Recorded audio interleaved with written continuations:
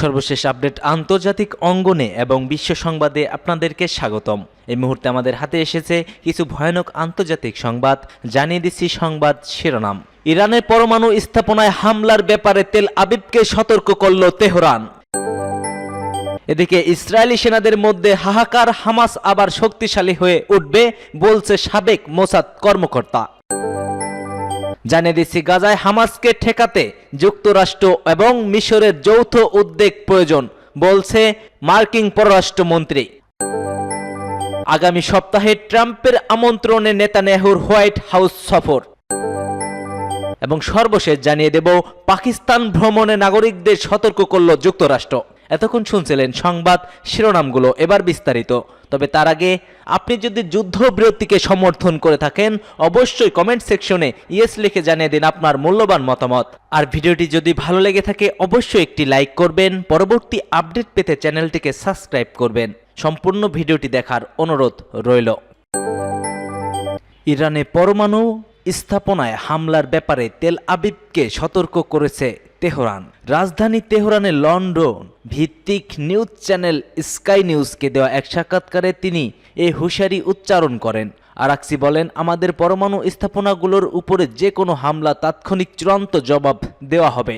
ইরানের পররাষ্ট্রমন্ত্রী বলেন, আমার মনে হয় না তারা উম্মাদের মতো কোনো কাজ করবে। এটি সত্যিই উন্মাদ না, এবং সেরকম কিছু হলে গোটা মধ্যপ্রাচ্য অঞ্চলে ভয়ঙ্কর বিপর্যয় সৃষ্টি হবে। ইহুদিবাদী ইসরায়েল ইরানের পরমাণু স্থাপনাগুলোতে হামলা চালাতে পারে।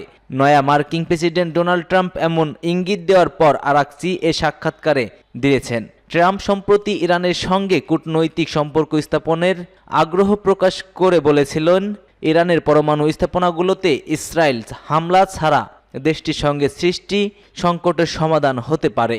তবে আমেরিকার পক্ষ থেকে কূটনৈতিক সম্পর্ক স্থাপনার প্রচেষ্টাকে নিছক রাজনৈতিক সদিচ্ছা হিসেবে মেনে নিতে নারাজ তেহরান।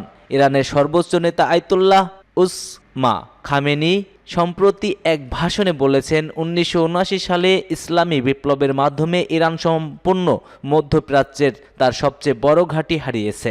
কাজেই সেই বেদনা ওয়াশিংটনের পক্ষে ভুলে যাওয়া সম্ভব নয়, এবং ছলে বলে কৌশলে মার্কিন সরকার ইরানের কাছ থেকে প্রতিশোধ নিতে চায়। তবে সম্প্রতি এসব কথার মধ্যে এখন পর্যন্ত কোনো কথা বলেনি ওয়াশিংটন। ইসরায়েলি সেনাদের মধ্যে হাহাকার, হামাস আবারও শক্তিশালী হয়ে উঠবে বলছে সাবেক মোসাদ কর্মকর্তা। ইহুদিবাদী ইসরায়েলের চ্যানেল 14 জানিয়েছে যে শাসক গোষ্ঠীর সৈন্যরা কান্নার মধ্যে দিয়ে নেতজারিম অক্ষ বা উত্তর গাজা ছেড়ে চলে গেছে, এবং তারা বলছে যে যদি তারা আবার গাজা যুদ্ধে ফিরে আসে তাহলে মৃত্যু তাদের ভাগ্যে জুটবে। ইসরায়েলি চ্যানেল 14 এর উদ্ধৃত দিয়ে রাই আল ইয়ম সংবাদ সংস্থা আরও জানিয়েছে, ইসরায়েলি সৈন্যরা নেটজারিম অক্ষ ত্যাগ করেছে, যেখানে গাজা শহর ও উত্তর অংশকে মধ্য ও দক্ষিণ অঞ্চল থেকে আলাদা করার জন্য তারা সেখানে মোতায়েন ছিল। পাস্টোরের মতে চোখের জল ফেলতে ফেলতে ইসরায়েলি সৈন্যরা বলছে যে তারা মনে করে যে 1 বছরেরও বেশি সময় ধরে গাজায় তারা যা করেছে তা বৃথা হয়ে গেছে। ফিলিস্তিনি শরণার্থীদের উত্তর গাজা উপত্যকায় ফিরে যাওয়ার অনুমতি দেওয়ার বিনিময়ে ইহুদি আরবেল সহ 6 জন ইসরায়েলি বন্দীকে মুক্তি দেওয়ার জন্য হামাস আন্দোলনের সাথে ইসরায়েলি সরকার একটি চুক্তিতে পৌঁছানোর পর সোমবার ভোরে নেট জারিম অক্ষ থেকে ইসরায়েলি সেনাবাহিনী প্রত্যাহার করে নেওয়া হয়। সোমবার সন্ধ্যায় ইসলামিক জিহাদ আন্দোলনের আল কুদস ব্রিগেডের সামরিক শাখা একটি ভিডিও প্রকাশ করেছে, যেখানে 29 বছর বয়সী বন্দী ইহুদিবাদী ইরবিল তার পরিবারকে একটি বার্তা পাঠিয়েছেন যা ইঙ্গিত করে যে সে বেঁচে আছে। গাজায় হামাসকে ঠেকাতে যুক্তরাষ্ট্র ও মিশরের যৌথ উদ্যোগ প্রকাশ বলছেন মার্কিন পররাষ্ট্রমন্ত্রী। নতুন মার্কিন পররাষ্ট্রমন্ত্রী মার্কো রুবিও মিশরের পররাষ্ট্রমন্ত্রী বাদর আবদেল্লাতির সঙ্গে ফোনে কথা বলেছেন, যেখানে তার গাজার সর্বশেষ পরিস্থিতি নিয়ে আলোচনা করেন। এ সময় মিশরকে তিনি জানান, গাজা শাসনে হামাসের ফেরার পথ বন্ধ করতে যুক্তরাষ্ট্র মিশরের যৌথ উদ্যোগ প্রয়োজন। এক প্রতিবেদনে এই খবর দিয়েছে টাইমস অফ ইসরায়েল।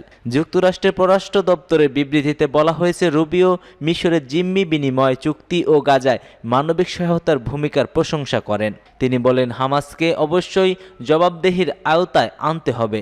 যুদ্ধ পরবর্তী পরিকল্পনার মাধ্যমে নিশ্চিত করতে হবে যে হামাস কখনোই গাজা শাসন করতে বা ইসরায়েলকে হুমকি দিতে পারে না। ট্রাম্প প্রশাসন গাজা সংকটের একটি স্থায়ী সমাধানের মিশরে সহযোগিতা চায়, বিশেষ করে যুদ্ধ পরবর্তী গাজায় প্রশাসনিক কাঠামো কেমন হবে তা নিয়ে ওয়াশিংটন এবং কায়রোর মধ্যে আলোচনা চলছে। যদিও মিশর আগেই গাজার শরণার্থীদের গ্রহণের বিষয়ে ট্রাম্পের প্রস্তাব সরাসরি প্রত্যাখ্যান করেছে, তবে হামাসকে গাজা থেকে সরানোর বিষয়ে দেশটির নীতিগতভাবে যুক্তরাষ্ট্রের সঙ্গে একমত কি তা পরিষ্কার নর। এদিকে মধ্যপ্রাচ্যে যুক্তরাষ্ট্রের নীতি নিয়ে আলোচনা বেড়েছে, বিশেষ করে ট্রাম্প প্রশাসনের গাজা খালি করার প্রস্তাব এবং ফিলিস্তিনিদের ভবিষ্যৎ নিয়ে একক সিদ্ধান্ত নেওয়ার প্রচেষ্টায় আরব বিশ্বে উদ্বেগ তৈরি হয়েছে। মিশর সহ অন্যান্য আঞ্চলিক শক্তিগুলো যুক্তরাষ্ট্রের সঙ্গে কাজ করতে আগ্রহী হলেও তারা চায় ফিলিস্তিনিদের স্বার্থ উপেক্ষা না করে একটি দীর্ঘমেয়াদী সমাধান খুঁজে বের করা হোক। আগামী সপ্তাহে ট্রাম্পের আমন্ত্রণে নেতানিয়াহুর হোয়াইট হাউস সফর। মার্কিন প্রেসিডেন্ট ডোনাল্ড ট্রাম্প আগামী সপ্তাহে ইসরায়েলি প্রধানমন্ত্রী বেনিয়ামিন নেতানিয়াহুর সঙ্গে বৈঠকের জন্য তাকে হোয়াইট হাউসে আমন্ত্রণ জানিয়েছেন। নেতানিয়াহুর কার্যালয় এই তথ্য নিশ্চিত করেছে। এক প্রতিবেদনে খবর দিয়েছে টাইমস অফ ইসরায়েল। বৈঠকটি আগামী 4 ফেব্রুয়ারি মঙ্গলবার হওয়ার কথা, যা ট্রাম্পের দ্বিতীয় দফা ক্ষমতায় ফেরার পর প্রথম কোনো বিদেশি নেতাকে আমন্ত্রণ জানানোর ঘটনা। তবে হোয়াইট হাউসের একজন কর্মকর্তা জানান, চূড়ান্ত তারিখ এখনও নির্ধারিত হয়নি, তবে আগামী সপ্তাহের শুরুতেই বৈঠক অনুষ্ঠিত হবে। আমন্ত্রণে ট্রাম্প লিখেছেন, আমি ইসরায়েল ও তার প্রতিবেশীদের মধ্যে শান্তি প্রতিষ্ঠা এবং আমাদের যৌথ শত্রুদের মোকাবেলা নিয়ে আলোচনা করতে মুখিয়ে রয়েছি।